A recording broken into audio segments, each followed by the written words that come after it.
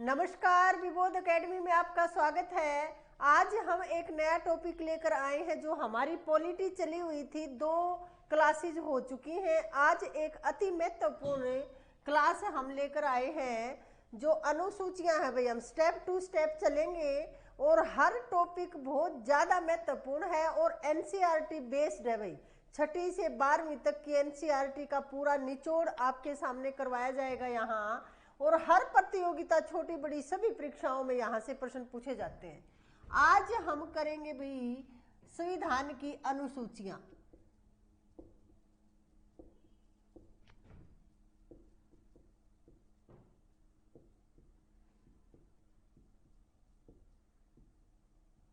देखो, पहली क्लास हमने की थी संविधान निर्माण की।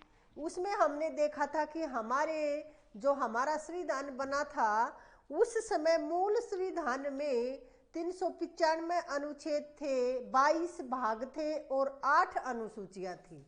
और फिर समय समय पर जरूरत अनुसार संविधान संशोधन होते गए और फिर अनुसूचियों की संख्या बढ़ा दी गई भी। अब वर्तमान में 12 अनुसूची हैं, यानी कि 4 अनुसूची और से जोड़ी गई बाद में। तो अब हम देखेंगे भी, पहले मूल संविधान में आप लिखना चाहो तो लिख लो, क्योंकि ये भी अपने आप में एक प्रश्न है और हम लिख भी चुके हैं। फिर से लिख लो भाई, मूल संविधान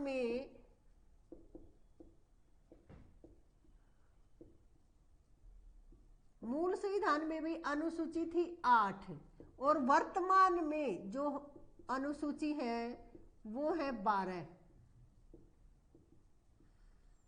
यानी कि बाद में 4 अनुसूची फिर जोड़ी गई। और 8वीं अनुसूची के बारे में हमने देखा था, वो अलग से एक क्लास बनाई थी जिसमें 22 भाषाओं को शामिल किया गया है। पहले 14 भाषाएं थी 8वीं अनुसूची में, फिर धीरे धीरे संविधान संशोधन के द्वारा और भाषाएं जोड़ी गई और वर्तमान में अब 22 भाषाएं हैं। वो हम एक पूरी क्लास छोटी सी बना चुके हैं, अगर आप देखना चाहो तो वो देख सकते हो। अब देखो, आज हम करेंगे भी अनुसूची। अब पहले अनुसूची में क्या है, देखो ज्यादा नहीं, 12 बातें ही आपको याद करनी है। और देखो, अगर आप परीक्षा दे रहे हो और सफल होना है तो मेहनत तो आपको करनी पड़ेगी, तो ये याद करना पड़ेगा। तो देखो, पहली अनुसूची में क्या है, सबसे ज्यादा पूछी जाती है भाई, ये सबसे ज्यादा और छोटा सा टॉपिक और एक प्रश्न आपको अवश्य मिलेगा यहाँ से। पहली अनुसूची में क्या है भाई, देखो भारत है, हमारा देश है, तो हमारे देश के बारे में ही है पहली अनुसूची में। प्रथम अनुसूची में क्या है, भारत, भारत के राज्य और केंद्र शासित प्रदेश, इन सब का वर्णन कहाँ है, प्रथम अनुसूची में है भाई।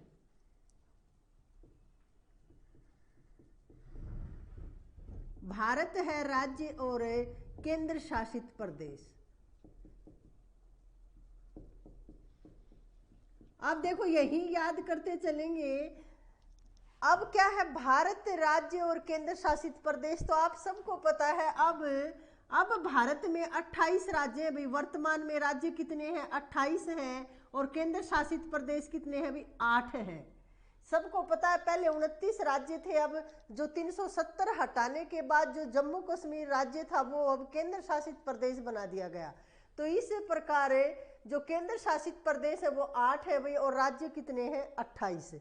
इन सब का वर्णन प्रथम अनुसूची में मिलता है। और देखो, यहाँ से एक बार प्रश्न पूछा गया भाई, कोई बड़ी परीक्षा थी एचसीएस वगैरह में, कि यदि देश के राज्यों में परिवर्तन आता है तो कौन सी अनुसूची में परिवर्तन आएगा। तो देखो, अभी जो 370 हटाई गई थी ना, तो इस अनुसूची में बदलाव आया था। यानी कि एक नया राज्य, एक राज्य था वो केंद्र शासित प्रदेश बना। तो और जो जम्मू कश्मीर में जो लद्दाख था वो अलग से केंद्र शासित प्रदेश बनाया गया और जम्मू को अलग से, जम्मू कश्मीर को। तो यहाँ इसमें परिवर्तन आया था। ऐसे प्रश्न आपसे पूछे जा सकते हैं। अब देखो, दूसरी अनुसूची में क्या है भाई,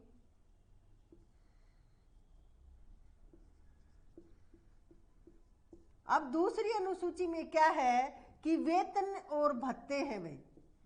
यानी कि जो संवैधानिक पदाधिकारी हैं, सुप्रीम कोर्ट, उच्च न्यायालय के न्यायाधीश हैं, या जो राज्य पदाधिकारी हैं, इन सभी के वेतन और भत्तों का वर्णन आपको कहाँ मिलेगा, दूसरी अनुसूची में मिलेगा भाई। अब तीसरी अनुसूची में क्या है, देखो तीसरी का आसान है बिल्कुल याद करना। आप पहले में भी याद, देखो याद हो गया। अभी पहली तो आप ये लगाओ कि हम हमारे देश से ही संबंधित है। भारत में क्या है, भारत में क्या है, भारत देश में 28 राज्य और 8 केंद्र शासित, ये पहचान है हमारी। और दूसरी अनुसूची में क्या है, वेतन और भत्ते हैं, क्योंकि अब इनको चलाने के लिए हमें बहुत से राजनेताओं की, संवैधानिक पदाधिकारियों की जरूरत होगी जो नियम निर्धारित करेंगे और देश का प्रशासन सुचारू रूप से चलाने के लिए हमें जिन अधिकारियों की जरूरत होगी तो वो वेतन और भत्ते तो लेंगे ना। तो उनके वेतन और भत्तों का वर्णन आपको दूसरी अनुसूची में मिलेगा। अब इसके बाद देखो तीसरी में बिल्कुल आसान है। तीसरी में देखो, अब तीसरी में क्या है भाई, शपथ ग्रहण है भाई।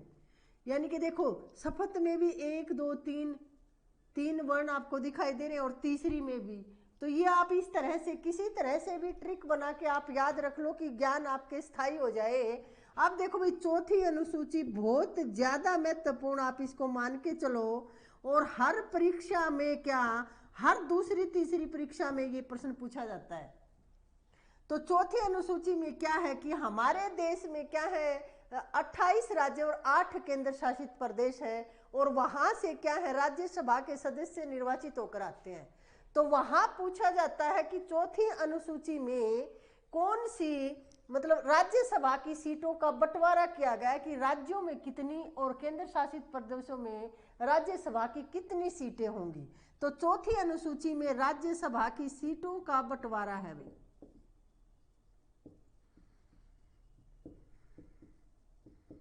ये ऐसे के ऐसे लिखा मिला था कि राज्यसभा की सीटों का, एक बार तो प्रश्न ऐसे कि ऐसे था, राज्यसभा की सीटों का बंटवारा कौन सी अनुसूची में आएगा, तो फिर वहां हम क्या लगाएंगे भाई, चौथी अनुसूची में लगाएंगे।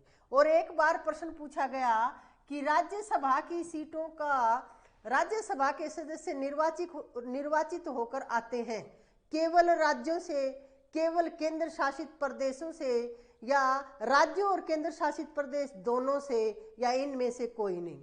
अब देखो ये 4 ऑप्शन और आपको एक चुनना था और इसका जो सही उत्तर था वो था राज्य और केंद्र शासित प्रदेश। क्योंकि आप सबको पता है कि राज्यों में से भी, और 2 जो ऐसे केंद्र शासित प्रदेश हैं जहां पे जैसे दिल्ली है, वहां से राज्यसभा के सदस्य निर्वाचित होकर आते हैं। तो इस तरह से दोनों आएंगे भी, राज्य से भी और केंद्र शासित प्रदेश दोनों से निर्वाचित होकर आते हैं राज्यसभा में सदस्य। इस तरह के प्रश्न आपको देखने को मिलेंगे। और इसी तरह से अभी देखो जैसे 5वीं अनुसूची।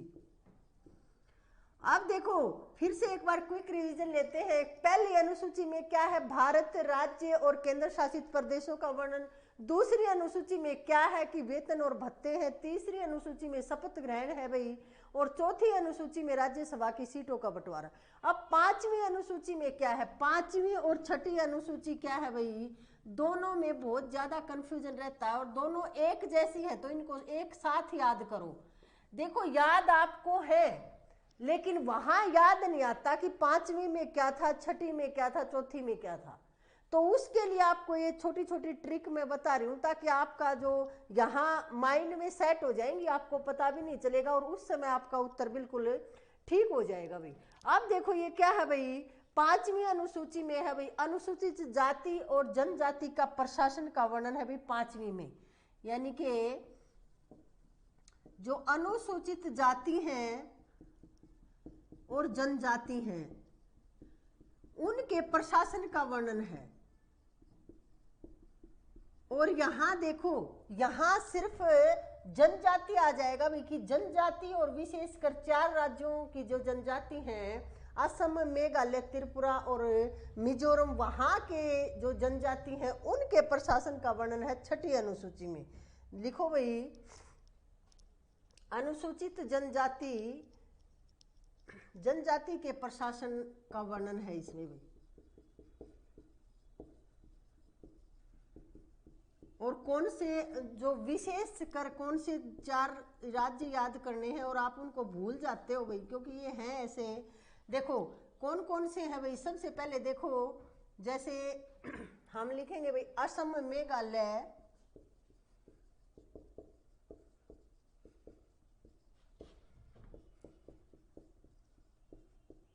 त्रिपुरा और मिजोरम, ये 4 जो स्टेट हैं हमारे, इनमें जो जनजाति है वहां के प्रशासन का वर्णन है 6ठी अनुसूची में।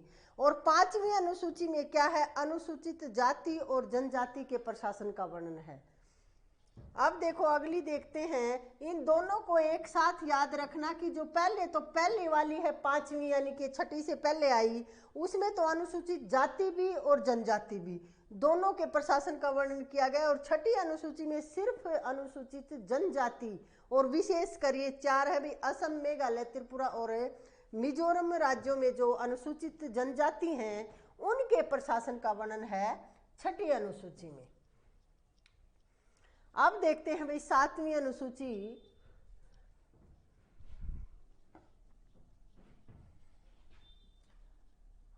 अब देखो 7वीं अनुसूची नाम से ही बिल्कुल आसान है, आराम से याद हो जाएगी। 7वीं अनुसूची में सूचियों का ही वर्णन है। देखो 7वीं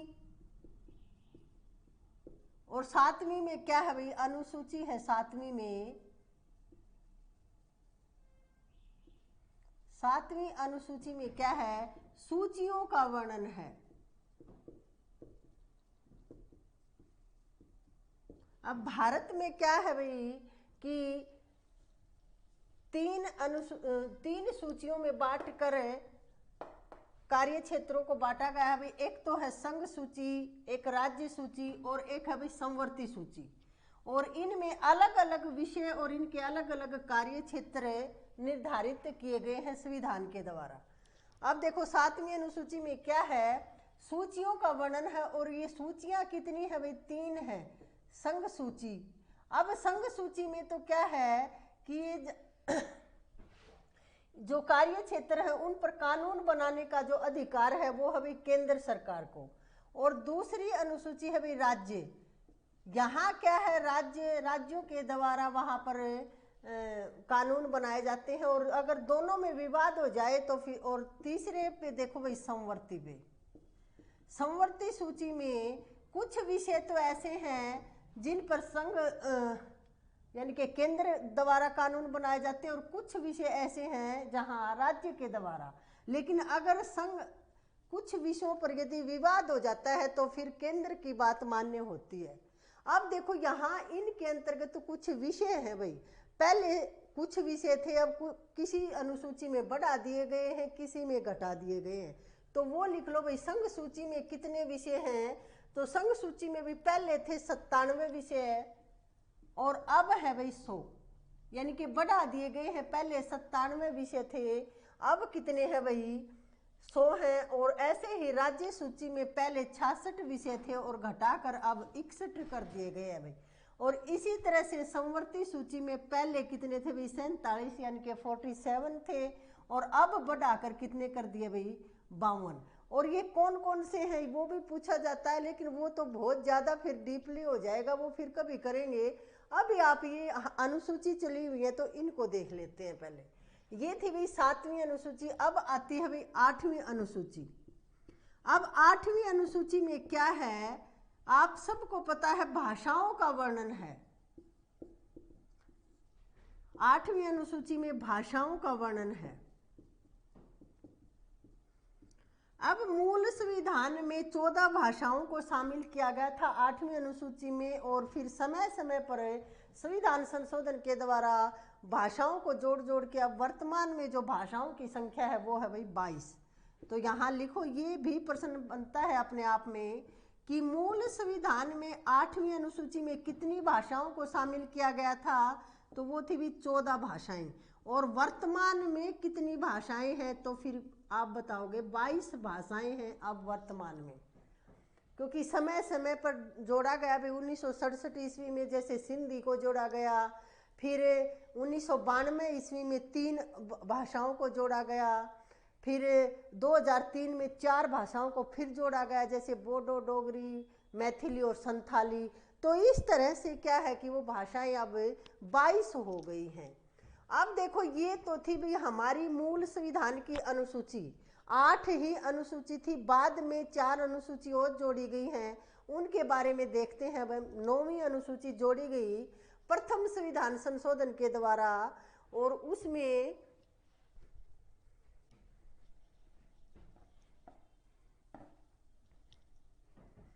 देखो भाई, अब लिखो 9वीं अनुसूची।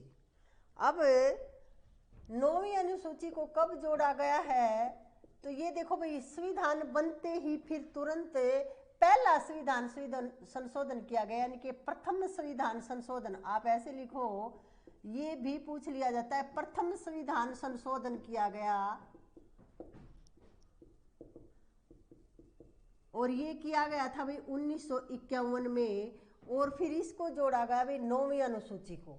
अब देखो 1950 में तो 26 जनवरी 1950 को तो लागू हुआ था संविधान, और 51 में एक संविधान संशोधन करना पड़ा, जो प्रथम पहला ही संविधान संशोधन था, और उसमें फिर 9वीं अनुसूची को जोड़ा गया। और इसमें क्या था भाई, भूमि सुधार से संबंधित विषयों को जोड़ा गया। तो आप लिखो भाई, भूमि सुधार की व्यवस्था, भूमि सुधार व्यवस्था से संबंधित है ये, और इसमें कुल 284 विषयों को शामिल किया गया। और पहले तो उनको हम चुनौती नहीं दे सकते थे, लेकिन अब सुप्रीम कोर्ट में हम उन विषयों पर यदि वो अगेंस्ट हैं संवैधानिक नियमों के, तो उनको हम चुनौती दे सकते हैं। अब देखो 10वीं अनुसूची आई भाई फिर। अब देखो 10वीं अनुसूची में क्या हुआ कि ये भी फिर अगला संविधान संशोधन किया गया। तो लिखो भाई, ये था भाई 52वें संविधान संशोधन द्वारा। ये संविधान संशोधन कौन सा था, 52वां, ये भी पूछ लिया जाता है। 52वें संविधान संशोधन द्वारा 1985 ईस्वी को जोड़ा गया भाई, ये 10वीं अनुसूची को जोड़ा गया। और इसका जो विषय था, या ये क्यों, क्योंकि दल बदल, क्योंकि बहुत से ऐसे देश में छोटी छोटी क्षेत्रीय पार्टियां जो होती हैं वो दल बदल लेती थी, कभी इस तरफ कभी उस तरफ। तो एक कानून बनाया गया ये 10वीं अनुसूची के तहत कि निर्वाचित होने के बाद कोई भी सदस्य अपनी पार्टी बदल नहीं सकता। यदि बदलता है अपना दल तो उसकी सदस्यता रद्द कर दी जाएगी। यानी कि अगर कोई, आप देखो ये उदाहरण के लिए कि यदि कोई बीजेपी से कोई एमपी या एमएलए बन गया और उसने क्या किया कि भाई दल बदल लिया, कोई भी जैसे एमएलए है उसने बीजेपी का बना और फिर बाद में फिर वो कांग्रेस में चला गया बनने के बाद, तो उसकी सदस्यता रद्द हो गई, अब वो एमएलए नहीं है। ये इस अनुसूची के द्वारा नियम बनाया गया, नहीं तो फिर क्या करते थे कि सरकार चल ही नहीं पाती थी, अपने लालच प्रवृत्ति के कारण इधर से उधर ये घूमते थे। अब देखो भाई 11वीं अनुसूची में क्या हुआ, फिर 11वीं अनुसूची फिर जोड़ी गई, और इसमें क्या है कि ग्राम पंचायत से संबंधित जो भूमि, ग्राम पंचायत, गांवों के विकास के लिए ग्राम पंचायत की जरूरत पड़ी, तो एक संविधान संशोधन और किया गया, और वो 11वीं अनुसूची के अनुसार 73वें संविधान संशोधन था भाई 73वां। और ये 1992-93, आप देखो कई बार 92 भी आ जाता है ये, और कई बार 93 भी आ जाता है। तो 92 में क्या अधिनियम बना था और पास हुआ था फिर कब, 93 में। तो दोनों ही याद रख लो आप कि 92-93 में 73वें संविधान संशोधन के द्वारा पंचायती व्यवस्था का प्रबंध किया गया। यानी कि 11वीं अनुसूची में क्या है, पंचायती व्यवस्था है। और पंचायती व्यवस्था में क्या है, 29 कार्य क्षेत्र निर्धारित किए गए थे भाई। यानी कि जो 29 कार्य क्षेत्र ऐसे हैं जिन पर कार्य करके गांव में विकास किया जा सकता है, जैसे साफ सफाई है या गली निर्माण का है, पानी की व्यवस्था है, ये कुछ ऐसे कार्य हैं जो ग्राम पंचायत के अधीन आते हैं। अब हम देखते हैं भी 12वीं अनुसूची, और आखिरी हमारी आज की, कि 12वीं अनुसूची में अगले ही साल 12वीं अनुसूची आती है भाई 74वें संविधान संशोधन के द्वारा। अब 12वीं अनुसूची में क्या था भाई, ये 74वां, देखो 73वें संविधान संशोधन के द्वारा ग्राम पंचायत, और 74वें संविधान संशोधन के द्वारा,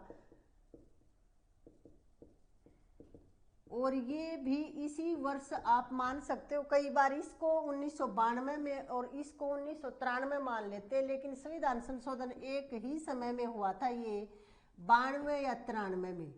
और इसके अनुसार क्या है भाई, नगर प्रशासन की व्यवस्था की गई थी। नगरों में जो प्रशासन है उसकी व्यवस्था की गई थी भी नगरों के विकास के लिए और ज़्यादा विकास के लिए 12वीं अनुसूची में शामिल किया गया नगर प्रशासन को। और इसमें 18 कार्य क्षेत्र आते हैं भाई, 18 कार्य क्षेत्रों पर ये काम करते हैं नगर में विकास करने के लिए। ये थी भाई हमारे आज संविधान की अनुसूचियां 12 जिनका वर्णन हमने किया है। आज एक बार फिर क्विक रिवीजन लेते हैं, थोड़ा सा मोटा मोटा आपको याद हो जाएगा। देखो प्रथम क्या है भाई, पहली में क्या था, पहली अनुसूची में क्या था, भारत राज्य और केंद्र शासित प्रदेशों का वर्णन था। दूसरी अनुसूची में क्या था, वेतन और भत्तों का वर्णन था। तीसरी अनुसूची में क्या था भाई, तीसरी अनुसूची में शपथ ग्रहण का नियम निर्धारण किए गए हैं। चौथी अनुसूची में राज्यसभा की सीटों का बंटवारा किया गया है राज्य और केंद्र शासित प्रदेशों में। और पांचवी अनुसूची और छठी अनुसूची एक साथ याद की थी हमने कि पांचवी में तो क्या है, अनुसूचित जाति और जनजाति के प्रशासन का वर्णन है। और छठी अनुसूची में अनुसूचित जनजाति, विशेषकर 4 स्टेट हमने देखे थे भाई, असम, मेघालय, त्रिपुरा और मिजोरम, यहाँ की जनजातियों के प्रशासन का वर्णन है छठी अनुसूची में। 7वीं अनुसूची में सूचियों का वर्णन है, संघ सूची, राज्य सूची और संवर्ती सूची के। और उसमें जो विषय अलग अलग थे, जैसे संवर्ती सूची में पहले 97 विषय थे, बाद में 3 विषय और जोड़े गए, अब वर्तमान में 100 विषय हैं। राज्य सूची में पहले 66 विषय थे, अब कम करके 61 विषय कर दिए गए हैं। और इसी तरह से संवर्ती में 47 विषय थे पहले, जो अब 52 विषय हैं। उसके बाद 8वीं अनुसूची आती है, अभी उसमें भाषाओं का वर्णन है। मूल संविधान में 14 भाषाएं थी, वर्तमान में 22 भाषाएं हैं। और फिर 9वीं अनुसूची जोड़ी गई भी बाद में, जो संविधान संशोधन हुआ था, प्रथम संविधान संशोधन है, उसमें भूमि सुधार व्यवस्था से संबंधित नियम कानून निर्धारित किए गए हैं। फिर 10वीं अनुसूची जोड़ी गई भी, दल बदल की अनुसूची, कौन सा, 52वें संविधान संशोधन के द्वारा 1985 में। 11वीं अनुसूची में क्या है भाई, ग्राम पंचायत का प्रशासन। और 12वीं अनुसूची में है नगर व्यवस्था का प्रशासन। ये थी भी हमारी 12 अनुसूचियां। और यहाँ से हर परीक्षा में प्रश्न पूछा जाता है। और इस तरह की महत्वपूर्ण क्लासेज या वीडियो देखने के लिए आप हमारे यूट्यूब विबोध एकेडमी के यूट्यूब चैनल को सब्सक्राइब करें, बेल आइकन दबाएं ताकि नोटिफिकेशन समय पर आपको मिलता रहे। अधिक जानकारी के लिए आप हमें संपर्क कर सकते हैं। धन्यवाद।